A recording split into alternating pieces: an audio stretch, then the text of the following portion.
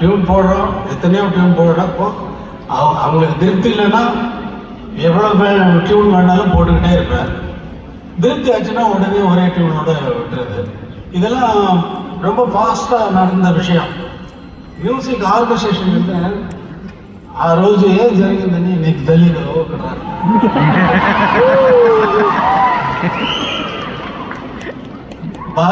பாலு வந்துட்டாரு, பாட்டு சொல்லி கொடுத்தாச்சு, ஸ்கோரை காட்டிட்டு இது எல்லா மியூசிக்கையும் காட்டிகிட்டே வர கடைசியில் பார்த்தா இந்த தகத்து தகத்து தகத்து தகத்து எல்லாம் பாடினாங்க இல்லையா, அதுக்கெல்லாம் ஒரு தான் பக்கம் வந்து ஒரு அக்ஷரம் வந்து அங்கே எழுதி ஆகணும்.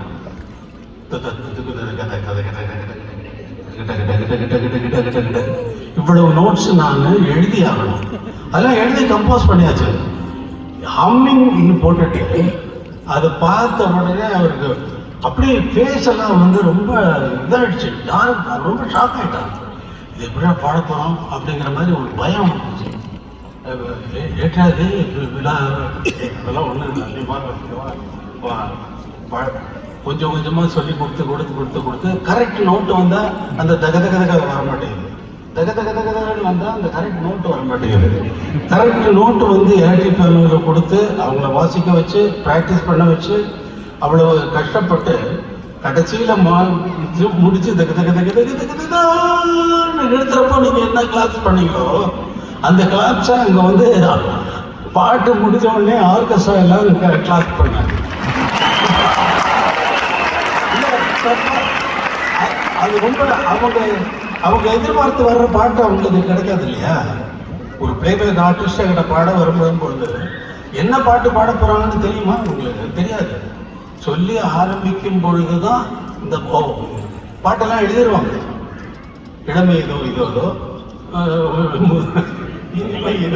இதோ அதெல்லாம் எழுதிடுவாங்க. அது எப்படி என்ன டியூன்ல வருது, இளமை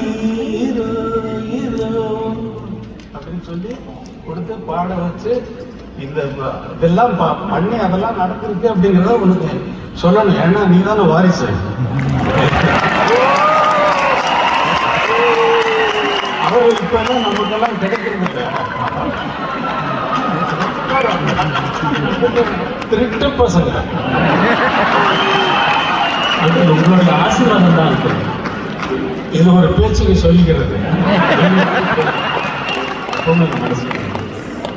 எப்போதும் இருக்கும் உனக்கு. இல்லைன்னா நீங்க ஸ்டேஜில் வந்து அப்பாவுடைய ஆசீர்வாதம் அது